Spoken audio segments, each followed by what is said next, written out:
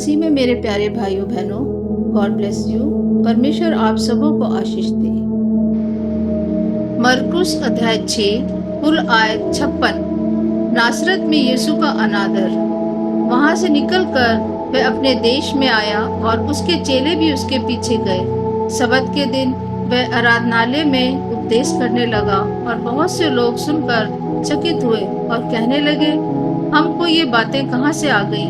ये कौन सा ज्ञान है जो उसको दिया गया है? कैसे समर्थ के काम उसके हाथों से प्रकट होते हैं? क्या ये वही बड़ई नहीं जो मरियम का पुत्र और याकूब, यूसुस, यहूदा और शमौन का भाई है? क्या इसकी बहनें यहाँ हमारे बीच में नहीं रहती? इसलिए उन्होंने उसके विषय में ठोकर खाई। यीशु ने उनसे कहा, भविष्यवक्ता का अपने देश और अपने कुटुंब और अपने घर को छोड़ और कहीं भी निरादर नहीं होता। वह वहाँ कोई सामर्थ का काम ना कर सका, केवल थोड़े से बीमारों पर हाथ रखकर उन्हें चंगा किया। और उसे उनके अविश्वास पर आश्चर्य हुआ और वह चारों ओर के गांवों में उपदेश करता फिरा। 12 प्रेरितों का भेजा जाना। उसने 12 को अपने पास बुलाया और उन्हें 2-2 करके भेजने लगा और उन्हें अशुद्ध आत्माओं पर अधिकार दिया।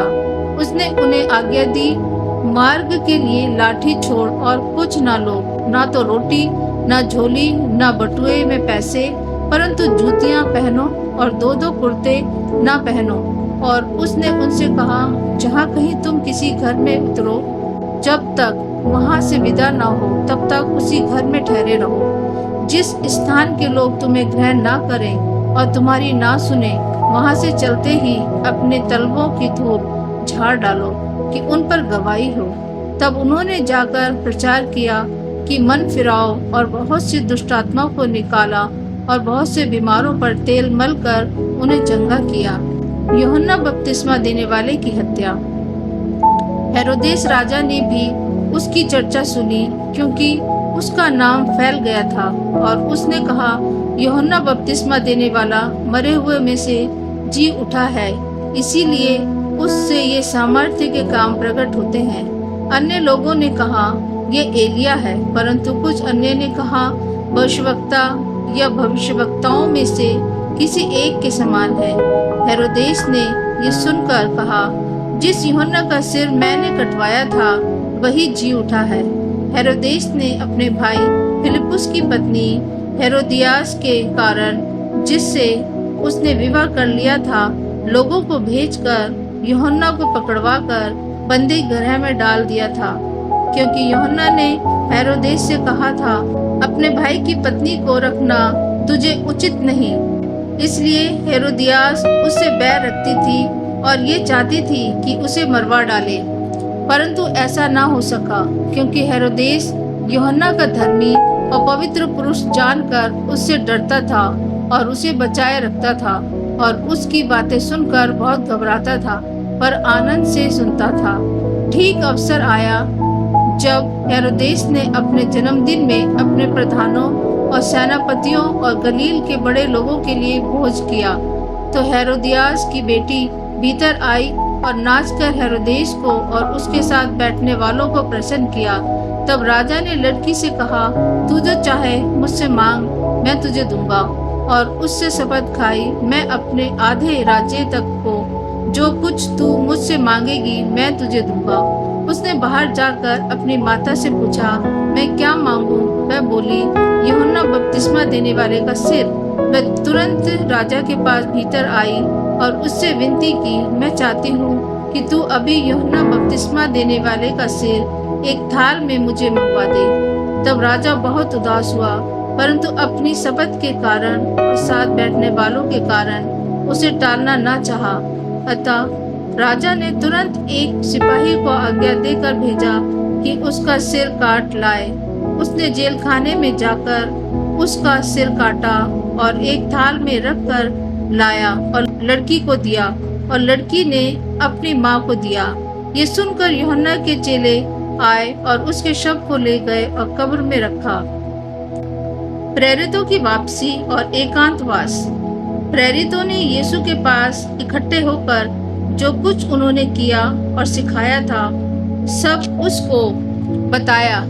उसने उनसे कहा, तुम आप अलग किसी एकांत स्थान में चलकर थोड़ा विश्राम करो, क्योंकि बहुत लोग आते जाते थे और उन्हें खाने का अवसर भी नहीं मिलता था। इसलिए वे नाव पर चढ़कर सुनसान जगह में अलग चले गए। 5,000 पुरुषों का खिलाना।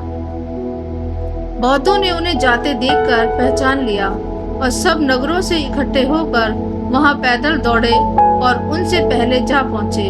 उसने उतर कर बड़ी भीड़ देखी और उन पर तरस खाया, क्योंकि वे उन भेड़ों के समान थे जिनका कोई रखवाला न हो, और वह उन्हें बहुत सी बातें सिखाने लगा। जब दिन बहुत ढल गया तो उसके चेले उसके पास आकर कहने लगे, ये सुनसान जगह है और दिन बहुत ढल गया है। उन्हें विदा कर कि चारों ओर के गांवों और बस्तियों में जाकर अपने लिए कुछ खाने को मोल लें। उसने उत्तर दिया, तुम ही उन्हें खाने को दो। उन्होंने उससे कहा, क्या हम 100 दिनार की रोटियां मोल लें और उन्हें खिलाएं? उसने उनसे कहा, जाकर देखो तुम्हारे पास कितनी रोटियां हैं। उन्होंने मालूम करके कहा, 5 और 2 मछली भी। तब उसने उन्हें आज्ञा दी कि सबको हरी घास पर भांति भांति से बैठा दो। वह 100 और 50 करके भांति भांति बैठ गए। उसने उन 5 रोटियों और 2 मछलियों को लिया और स्वर्ग की ओर देखकर धन्यवाद किया और रोटियां तोड़ तोड़ कर चेलों को देता गया कि वह लोगों को परोसे, और वह 2 मछलियां भी उन सब में बांट दी। सब खाकर तृप्त हो गए और उन्होंने टुकड़ों से भरा 12 टोकरियां भर कर उठाई, और कुछ मछलियों से भी जिन्होंने रोटियां खाई वे 5,000 पुरुष थे। यीशु का पानी पर चलना। तब उसने तुरंत अपने चेलों को नाव पर चढ़ने के लिए विवश किया कि वे उससे पहले उस पार बैतसैदा को चले जाएं, जब तक कि वह लोगों को विदा करे। उन्हें विदा करके वह पहाड़ पर प्रार्थना करने को गया। जब सांझ हुई तो नाव झील के बीच में थी और वह अकेला भूमि पर था। जब उसने देखा कि वे खेते खेते घबरा गए हैं, क्योंकि हवा उनके विरुद्ध थी, तो रात के 4 पहर के निकट वह झील पर चलते हुए उनके पास आया और उनसे आगे निकल जाना चाहता था, परंतु उन्होंने उसे झील पर चलते देखकर समझा कि भूत है और चिल्ला उठे, क्योंकि सब उसे देखकर घबरा गए थे। पर उसने तुरंत उनसे बातें की और कहा, ढाढ़स बांधो, मैं हूँ, डरो मत। तब वह उनके पास नाव पर आया और हवा थम गई और वह बहुत ही आश्चर्य करने लगे। वह उन रोटियों के विषय में ना समझे थे, क्योंकि उनके मन कठोर हो गए थे। गन्नेसरत में रोगियों को चंगा करना। वे पार उतरकर गन्नेसरत में पहुंचे और नाव घाट पर लगाई। जब वे नाव पर से उतरे तो लोग तुरंत उसको पहचान गए। आसपास के सारे देश में दौड़े और बीमारों को घाटों पर डालकर जहाँ जहाँ समाचार पाया कि वह है, वहाँ लिए फिरे। और जहाँ कहीं वह गांवों, नगरों या बस्तियों में जाता था, लोग बीमारों को बाजारों में रखकर उससे विनती करते थे कि वह उन्हें अपने वस्त्र के आंचल ही को छू लेने दे, और जितने उसे छूते थे सब चंगे हो जाते थे। आमीन। मरकुस अध्याय 7 कुल आयत 37। तब फरीसी और कुछ शास्त्री जो यरूशलेम से आए थे उसके पास इकट्ठा हुए, और उन्होंने उसके कुछ चेलों को अशुद्ध अर्थात बिना धोए हाथों से रोटी खाते देखा, क्योंकि फरीसी और सब यहूदी पूर्वजों की परंपरा पर चलते हैं, और जब तक भली भांति हाथ नहीं धो लेते तब तक नहीं खाते, और बाजार से आकर जब तक स्नान नहीं कर लेते तब तक नहीं खाते। और बहुत सी अन्य बातें हैं जो उनके पास मानने के लिए पहुंचाई गई हैं, जैसे कटोरों और लोटों और तांबे के बर्तनों को धोना मांजना। इसलिए उन फरीसियों और शास्त्रियों ने उससे पूछा, तेरे चेले क्यों पूर्वजों की परंपराओं पर नहीं चलते और बिना धोए हाथों से रोटी खाते हैं? उसने उनसे कहा, यशायाह ने तुम कपटियों के विषय में बहुत ठीक भविष्यवाणी की, जैसा लिखा है, ये लोग होठों से तो मेरा आदर करते हैं, पर उनका मन मुझसे दूर रहता है। ये व्यर्थ मेरी उपासना करते हैं, क्योंकि मनुष्य की आज्ञाओं को धर्मोपदेश करके सिखाते हैं। क्योंकि तुम परमेश्वर की आज्ञा को टालकर मनुष्य की रीतियों को मानते हो। उसने उनसे कहा, तुम अपनी परंपराओं को मानने के लिए परमेश्वर की आज्ञा कैसी अच्छी तरह टाल देते हो। क्योंकि मूसा ने कहा है, अपने पिता और अपनी माता का आदर कर, और जो कोई पिता व माता को बुरा कहे वह अवश्य मार डाला जाए। परंतु तुम कहते हो कि यदि कोई अपने पिता व माता से कहे, जो कुछ तुझे मुझसे लाभ पहुंच सकता है था वह कुर्बान अर्थात संकल्प हो चुका, तो तुम उसको उसके पिता व उसकी माता की कुछ सेवा करने नहीं देते। इस प्रकार तुम अपनी परंपराओं से, जिन्हें तुमने ठहराया है, परमेश्वर का वचन टाल देते हो और ऐसे बहुत से काम करते हो, मनुष्य को अशुद्ध करने वाली बातें। तब उसने लोगों को अपने पास बुलाकर उनसे कहा, तुम सब मेरी सुनो और समझो। ऐसी कोई वस्तु नहीं जो मनुष्य में बाहर से समाकर उसे अशुद्ध करे, परंतु जो वस्तुएं मनुष्य के भीतर से निकलती हैं वे ही उसे अशुद्ध करती हैं। यदि किसी के सुनने के कान हो तो सुन ले। जब वे भीड़ के पास से घर में गया तो उसके चेलों ने इस दृष्टांत के विषय में उससे पूछा। उसने उनसे कहा, क्या तुम भी ऐसे नासमझ हो? क्या तुम नहीं समझते कि जो वस्तु बाहर से मनुष्य के भीतर जाती है वह उसे अशुद्ध नहीं कर सकती, क्योंकि वह उसके मन में नहीं परंतु पेट में जाती है और संडास में निकल जाती है। यह कहकर उसने सब भोजन वस्तुओं को शुद्ध ठहराया। फिर उसने कहा, जो मनुष्य में से निकलता है वही मनुष्य को अशुद्ध करता है, क्योंकि भीतर से अर्थात मनुष्य के मन से बुरे बुरे विचार, व्यभिचार, चोरी, हत्या, पर स्त्री गमन, लोभ, दुष्टता, छल, लूचपन, कुदृष्टि, निंदा, अभिमान और मूर्खता निकलती है। ये सब बुरी बातें भीतर ही से निकलती हैं और मनुष्य को अशुद्ध करती हैं। सुरूफीनी की जाति की स्त्री का विश्वास। फिर वह वहां से उठकर सूर और सैदा के देशों में आया और एक घर में गया और चाहता था कि कोई न जाने, परंतु वह छिप न सका। और तुरंत एक स्त्री जिसकी छोटी बेटी में अशुद्ध आत्मा थी उसकी चर्चा सुनकर आई और उसके पांवों पर गिरी। ये यूनानी और सुरूफीनी की जाति की थी। उसने उससे विनती की कि मेरी बेटी में से दुष्ट आत्मा निकाल दे। उसने उससे कहा, पहले लड़कों को तृप्त होने दे, क्योंकि लड़कों की रोटी लेकर कुत्तों के आगे डालना उचित नहीं है। उसने उसको उत्तर दिया, सच है प्रभु, तो भी कुत्ते भी तो मेज के नीचे बालकों की रोटी का चूर चार खा लेते हैं। उसने उससे कहा, इस बात के कारण चली जा, दुष्ट आत्मा तेरी बेटी में से निकल गई है। उसने अपने घर आकर देखा कि लड़की खाट पर पड़ी है और दुष्ट आत्मा निकल गई है। बहरे और हकले व्यक्ति को चंगा करना। फिर वे सूर और सैदा के देशों से निकलकर दिकापुलिस से होता हुआ गलील की झील पर पहुंचा। तो लोगों ने एक बहरे को, जो हकला भी था, उसके पास लाकर उससे विनती की कि अपना हाथ उस पर रखे। तब वह उसको छोड़ भीड़ से अलग ले गया और अपनी उंगलियां उसके कानों में डाली और थूककर उसकी जीभ को छुआ और स्वर्ग की ओर देखकर आह भरी और उससे कहा, इफ्ताह अर्थात खुल जा। उसके कान खुल गए और उसकी जीभ भी गांठ भी खुल गई। वह साफ साफ बोलने लगा। तब उसने उन्हें चिताया कि किसी से न कहना, परंतु जितना उसने उन्हें चिताया उतना ही वे और प्रचार करने लगे। वे बहुत ही आश्चर्य में होकर कहने लगे, उसने जो कुछ किया सब अच्छा किया।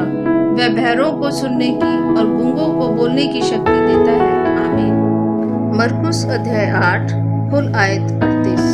4000 लोगों को खिलाना। उन दिनों में जब फिर बड़ी भीड़ इकट्ठा हुई और उनके पास कुछ खाने को ना था, तो उसने अपने चेलों को पास बुलाकर उनसे कहा, मुझे इस भीड़ पर तरस आता है, क्योंकि ये 3 दिन से बार बार मेरे साथ हैं और उनके पास कुछ भी खाने को नहीं। यदि मैं उन्हें भूखा घर भेज दूं तो मार्ग में थक कर रह जाएंगे, क्योंकि इनमें से कोई कोई दूर से आए हैं। उसके चेलों ने उसको उत्तर दिया, यहाँ जंगल में इतनी रोटी कोई कहाँ से लाए कि ये तृप्त हों। उसने उनसे पूछा, तुम्हारे पास कितनी रोटियां हैं? उन्होंने कहा, 7।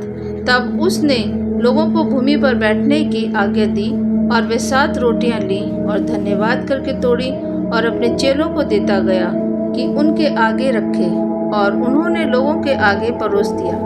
उनके पास थोड़ी सी रोटी, छोटी मछलियां भी थीं। उसने धन्यवाद करके उन्हें भी लोगों के आगे रखने की आज्ञा दी। वे खाकर तृप्त हो गए और चेलों ने शेष टुकड़ों के 7 टोकरे भरकर उठाए, और लोग 4000 के लगभग थे। तब उसने उनको विदा किया और वे तुरंत अपने चेलों के साथ नाव पर चढ़कर दलमनूता प्रदेश को चला गया। फरीसियों द्वारा स्वर्गीय चिन्ह की मांग। फिर फरीसी आकर उससे वाद विवाद करने लगे और उसे जांचने के लिए उससे कोई स्वर्गीय चिन्ह मांगा। उसने अपनी आत्मा में आह भर कर कहा, इस समय के लोग क्यों चिन्ह ढूंढते हैं? मैं तुमसे सच कहता हूँ कि इस समय के लोगों को कोई चिन्ह नहीं दिया जाएगा। और वह उन्हें छोड़कर फिर नाव पर चढ़ गया और पार चला गया। फरीसियों और हेरोदेस का खमीर। चेले रोटी लेना भूल गए थे और नाव में उनके पास एक ही रोटी थी। उसने उन्हें चिताया, देखो, फरीसियों के खमीर और हेरोदेस के खमीर से चौकस रहो। वे आपस में विचार करके कहने लगे, हमारे पास रोटी नहीं है। ये जानकर यीशु ने उनसे कहा, तुम क्यों आपस में ये विचार कर रहे हो कि हमारे पास रोटी नहीं? क्या अब तक नहीं जानते और नहीं समझते? क्या तुम्हारा मन कठोर हो गया है? क्या आंखें रहते हुए भी नहीं देखते और कान रखते हुए भी नहीं सुनते? और क्या तुम्हें स्मरण नहीं कि जब मैंने 5000 के लिए 5 रोटियां तोड़ी थी तो तुमने टुकड़ों की कितनी टोकरियां भरकर उठाई? उन्होंने उससे कहा, 12 टोकरियां। और जब 4000 के लिए 7 रोटियां थी तो तुमने टुकड़ों के कितने टोकरे भरकर उठाए थे? उन्होंने उससे कहा, 7 टोकरे। उसने उनसे कहा, क्या तुम अब तक नहीं समझते? बैतसैदा में एक अंधे को चंगा करना। वह बैतसैदा में आए और लोग एक अंधे को उसके पास ले आए और उससे विनती की कि उसको छुए। वह उस अंधे का हाथ पकड़कर उसे गांव के बाहर ले गया और उसकी आंखों में थूक कर उस पर हाथ रखे और उससे पूछा, क्या तू कुछ देखता है? उसने आंख उठाकर कहा, मैं मनुष्यों को देखता हूँ। वह मुझे चलते हुए पेड़ों जैसे दिखाई देते हैं। तब उसने दोबारा उसकी आंखों पर हाथ रखे और अंधे ने ध्यान से देखा। वह चंगा हो गया और सब कुछ साफ साफ देखने लगा। उसने उसे ये कहकर घर भेजा, इस गांव के भीतर पांव भी न रखना। पतरस का यीशु को मसीह स्वीकार करना। यीशु और उसके चेले कैसरिया फिलिप्पी के गांव में चले गए। मार्ग में उसने अपने चेलों से पूछा, लोग मुझे क्या कहते हैं? उन्होंने उत्तर दिया, यूहन्ना बपतिस्मा देने वाला, पर कोई कोई एलिया और कोई कोई भविष्यवक्ताओं में से एक भी कहते हैं। उसने उनसे पूछा, परंतु तुम मुझे क्या कहते हो? पतरस ने उसको उत्तर दिया, तू मसीह है। तब उसने उन्हें चिताकर कहा कि मेरे विषय में ये किसी से ना कहना, अपनी मृत्यु के विषय यीशु की भविष्यवाणी। तब वह उन्हें सिखाने लगा कि मनुष्य के पुत्र के लिए अवश्य है कि वह बहुत दुख उठाए और पुरनिये और प्रधान याजक और शास्त्री उसे तुच्छ समझकर मार डालें और वे 3 दिन के बाद जी उठे। उसने ये बात उनसे साफ साफ कह दी। इस पर पतरस उसे अलग ले जाकर झिड़कने लगा, परंतु उसने फिर कर अपने चेलों की ओर देखा और पतरस को झिड़क कर कहा, हे शैतान, मेरे सामने से दूर हो जा, क्योंकि तू परमेश्वर की बातों पर नहीं परंतु मनुष्य की बातों पर मन लगाता है। यीशु के पीछे चलने का अर्थ।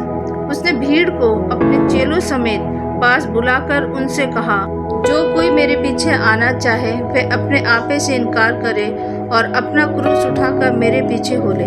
क्योंकि जो कोई अपना प्राण बचाना चाहे वह उसे खोएगा, पर जो कोई मेरे और सुसमाचार के लिए अपना प्राण खोएगा वह उसे बचाएगा। यदि मनुष्य सारे जगत को प्राप्त करे और अपने प्राण की हानि उठाए तो उसे क्या लाभ होगा? मनुष्य अपने प्राण के बदले क्या देगा? जो कोई इस व्यभिचारी और पापी जाति के बीच मुझसे और मेरी बातों से लजाएगा, मनुष्य का पुत्र भी जब वह पवित्र दूतों के साथ अपने पिता की महिमा सहित आएगा, तब उससे भी लजाएगा। आमीन। मरकुस अध्याय 9 कुल आयत 50। उसने उनसे कहा, मैं तुझसे सच कहता हूँ कि जो यहाँ खड़े हैं उनमें से कोई ऐसे हैं कि जब तक परमेश्वर के राज्य को सामर्थ्य सहित आया हुआ ना देख लें, तब तक मृत्यु का स्वाद कदापि न चखेंगे। यीशु का रूपांतर। 6 दिन के बाद यीशु ने पतरस और याकूब और यूहन्ना को साथ लिया और एकांत में किसी ऊंचे पहाड़ पर ले गया। वहां उनके सामने उसका रूप बदल गया और उसका वस्त्र ऐसा चमकने लगा और यहाँ तक उज्जवल हुआ कि पृथ्वी पर कोई धोबी भी वैसा उज्जवल नहीं कर सकता। और उन्हें मूसा के साथ एलिया दिखाई दिया। वे यीशु के साथ बातें करते थे। इस पर पतरस ने यीशु से कहा, हे रब्बी, हमारा यहाँ रहना अच्छा है, इसलिए हम 3 मंडप बनाए, एक तेरे लिए, एक मूसा के लिए और एक एलिया के लिए। क्योंकि वह न जानता था कि क्या उत्तर दे, इसलिए कि वे बहुत डर गए थे। तब एक बादल ने उन्हें छा लिया और उस बादल में से ये शब्द निकला, ये मेरा प्रिय पुत्र है, इसकी सुनो। तब उन्होंने एकाएक चारों ओर दृष्टि की और यीशु को छोड़ अपने साथ और किसी को न देखा। पहाड़ से उतरते समय उसने उन्हें आज्ञा दी कि जब तक मनुष्य का पुत्र मरे हुए में से जी ना उठे, तब तक जो कुछ तुमने देखा है वे किसी से ना कहना। उन्होंने इस बात को स्मरण रखा और आपस में वाद विवाद करने लगे, मरे हुए में से जी उठने का क्या अर्थ है? और उन्होंने उससे पूछा, शास्त्री क्यों कहते हैं कि एलिया का पहले आना अवश्य है? उसने उन्हें उत्तर दिया, एलिया सचमुच पहले आकर सब कुछ सुधारेगा, परंतु मनुष्य के पुत्र के विषय में ये क्यों लिखा है कि वह बहुत दुख उठाएगा और तुच्छ गिना जाएगा। परंतु मैं तुमसे कहता हूँ कि एलिया तो आ चुका और जैसा उसके विषय में लिखा है, उन्होंने जो कुछ चाहा उसके साथ किया। दुष्ट आत्माग्रस्त बालक को चंगा करना। जब वो चेलों के पास आया तो देखा कि उनके चारों ओर बड़ी भीड़ लगी है और शास्त्री उनके साथ विवाद कर रहे हैं। उसे देखते ही सब बहुत ही आश्चर्य करने लगे और उसकी ओर दौड़कर उसे नमस्कार किया। उसने उनसे पूछा, तुम इनसे क्या विवाद कर रहे हो? भीड़ में से एक ने उसे उत्तर दिया, हे गुरु, मैं अपने पुत्र को जिसमें गूंगी आत्मा समाई है तेरे पास लाया था। जहाँ कहीं वह उसे पकड़ती है वहीं पटक देती है और वह मुंह में फैन भर लाता और दांत पीसता और सूखता जाता है। मैंने तेरे चेलों से कहा कि वह उसे निकाल दें, परंतु वे निकाल न सके। ये सुनकर उससे उत्तर दे के कहा, हे अविश्वासी लोगों, मैं कब तक तुम्हारे साथ रहूंगा और कब तक तुम्हारी सहूंगा? उसे मेरे पास लाओ। तब वह उसे उसके पास ले आए और जब उसने उसे देखा तो उस आत्मा ने तुरंत उसे मरोड़ा और वह भूमि पर गिर गए और मुंह से फैन बहाते हुए लौटने लगा। उसने उसके पिता से पूछा, इसकी ये दशा कब से है? उसने कहा, बचपन से। उसने इसे नष्ट करने के लिए कभी आग और कभी पानी में गिराया, परंतु यदि तू कुछ कर सके तो हम पर तरस खाकर हमारा उपकार कर। यीशु ने उससे कहा, यदि तू कर सकता है, ये क्या बात है? विश्वास करने वाले के लिए सब कुछ हो सकता है। बालक के पिता ने तुरंत गिड़गिड़ाकर कहा, हे प्रभु, मैं विश्वास करता हूँ, मेरे अविश्वास का उपाय कर। जब यीशु ने देखा कि लोग दौड़कर भीड़ लगा रहे हैं, तो उसने अशुद्ध आत्मा को ये कहकर डांटा, हे गूंगी और बहरी आत्मा, मैं तुझे आज्ञा देता हूँ, उसमें से निकल आ और उसमें फिर कभी प्रवेश न करना। तब वह चिल्लाकर और उसे बहुत मरोड़ कर निकल आई और बालक मरा हुआ सा हो गया, यहाँ तक कि बहुत लोग कहने लगे कि वह मर गया। परंतु यीशु ने उसका हाथ पकड़ के उसे उठाया और वह खड़ा हो गया। जब वह घर में आया तो उसके चेलों ने एकांत में उससे पूछा, हम उसे क्यों न निकाल सके? उसने उनसे कहा, ये जाति बिना प्रार्थना किसी और उपाय से नहीं निकल सकती। अपनी मृत्यु के विषय यीशु की पुनः भविष्यवाणी। फिर वे वहां से चले और गलील में होकर जा रहे थे। वह नहीं चाहता था कि कोई जाने, क्योंकि वह अपने चेलों को उपदेश देता और उनसे कहता था, मनुष्य का पुत्र मनुष्य के हाथ में पकड़वाया जाएगा और वह उसे मार डालेंगे और वह मरने के 3 दिन बाद जी उठेगा। पर यह बात उनकी समझ में नहीं आई और वे उससे पूछने से डरते थे, सबसे बड़ा कौन? फिर वे कफरनहूम में आए और घर में आकर उसने उनसे पूछा, रास्ते में तुम किस बात पर विवाद कर रहे थे? वे चुप रहे, क्योंकि मार्ग में उन्होंने आपस में ये वाद विवाद किया था कि हम में से बड़ा कौन है। तब उसने बैठकर 12 को बुलाया और उनसे कहा, यदि कोई बड़ा होना चाहे तो सबसे छोटा और सबका सेवक बने।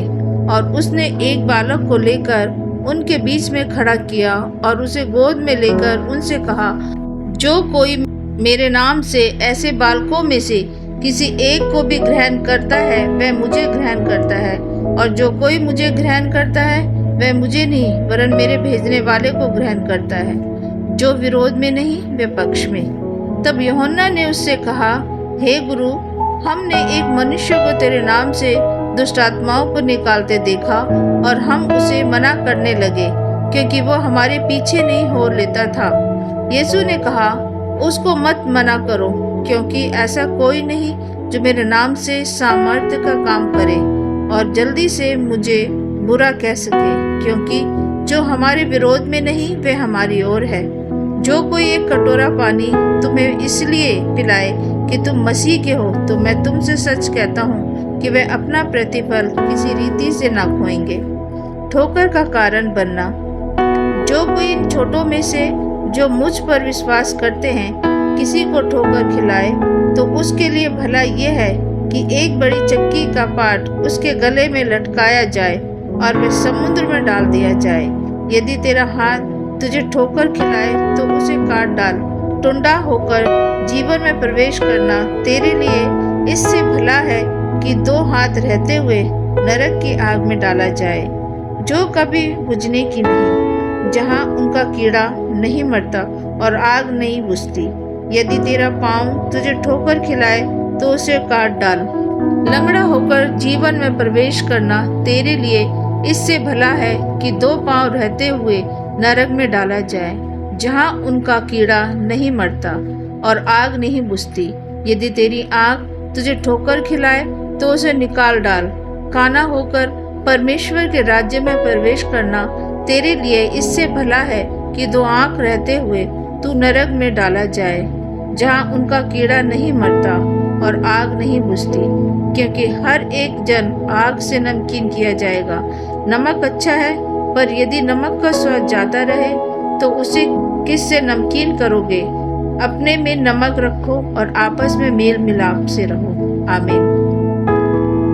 मरकुस अध्याय 10 कुल आयत 52। तलाक के विषय यीशु की शिक्षा। फिर वह वहां से उठकर यहूदिया की सीमा में और यरदन के पार आया।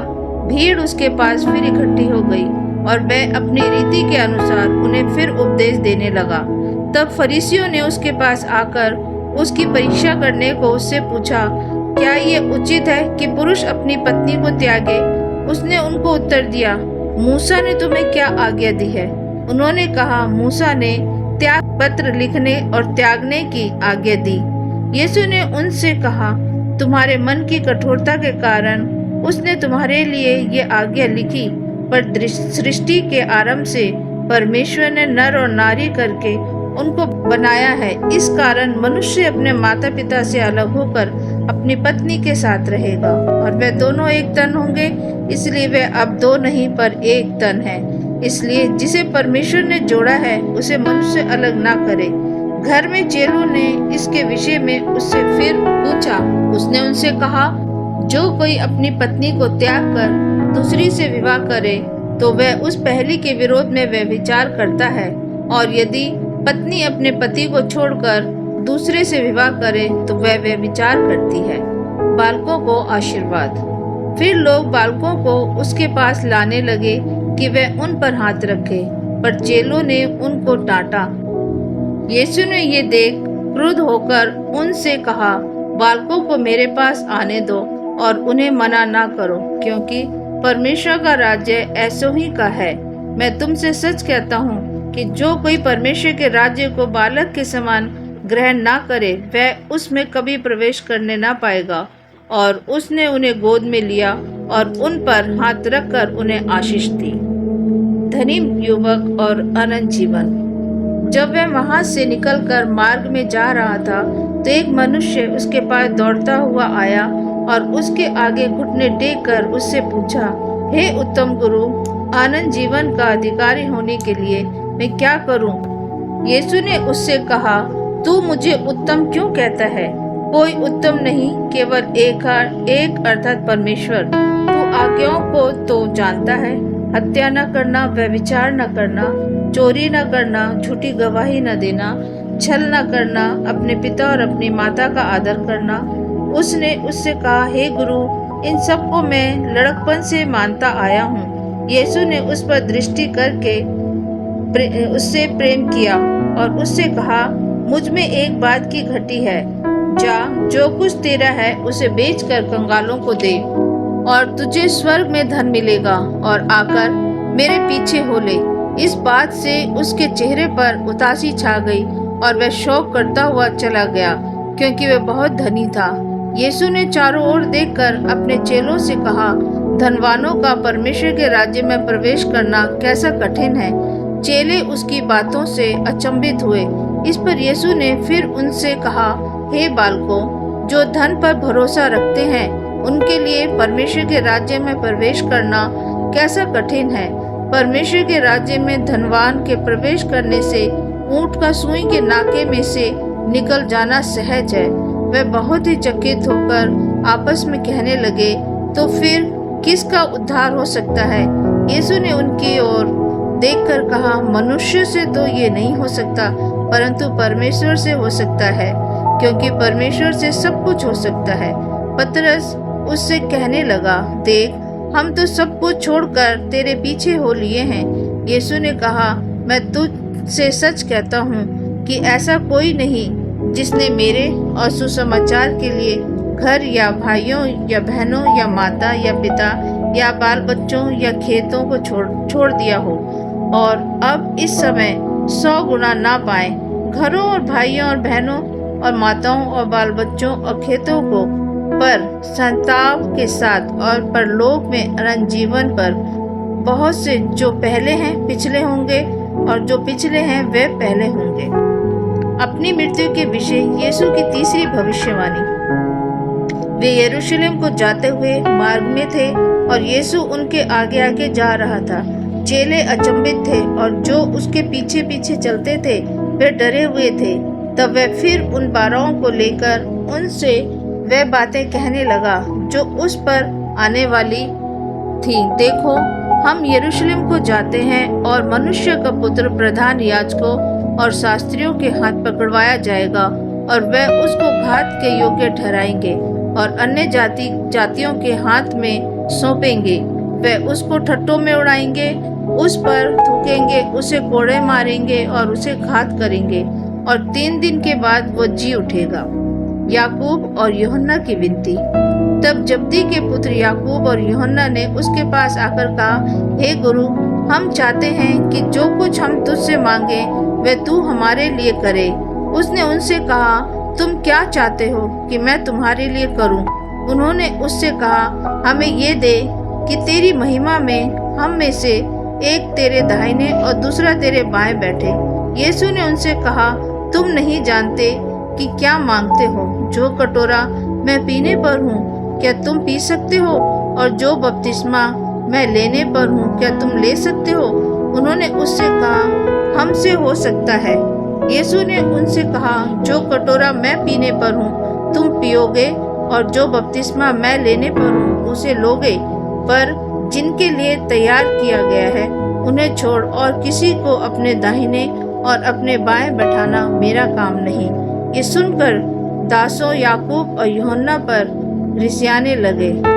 तो यीशु ने उनको पास बुलाकर उनसे कहा, तुम जानते हो कि जो अन्य जातियों के हाकिम समझे जाते हैं वे उन पर प्रभुता करते हैं, और उनमें जो बड़े हैं उन पर अधिकार जताते हैं, पर तुम में ऐसा नहीं है। वरन जो कोई तुम में बड़ा होना चाहे वह तुम्हारा सेवक बने, और जो कोई तुम में प्रधान होना चाहे वह सब दास का दास बने। क्योंकि मनुष्य का पुत्र इसलिए नहीं आया कि उसकी सेवा टहल की जाए, पर इसलिए आया कि आप सेवा टहल करे और बहुतों की छुड़ौती के लिए अपना प्राण दे। अंधे बरतिमाई को दृष्टिदान। वे यरीहो में आए, और जब वे और उसके चेले और एक बड़ी भीड़ यरीहो से निकलती थी, तब तिमाई का पुत्र बरतिमाई एक अंधा भिखारी सड़क के किनारे बैठा था। वह ये सुनकर कि यीशु नासरी है, पुकार पुकार कर कहने लगा, हे दाऊद की संतान, यीशु मुझ पर दया कर। बहुतों ने उसे डांटा कि चुप रहे, पर वह और भी पुकारने लगा, हे दाऊद की संतान, मुझ पर दया कर। तब यीशु ने ठहर कर कहा, उसे बुलाओ।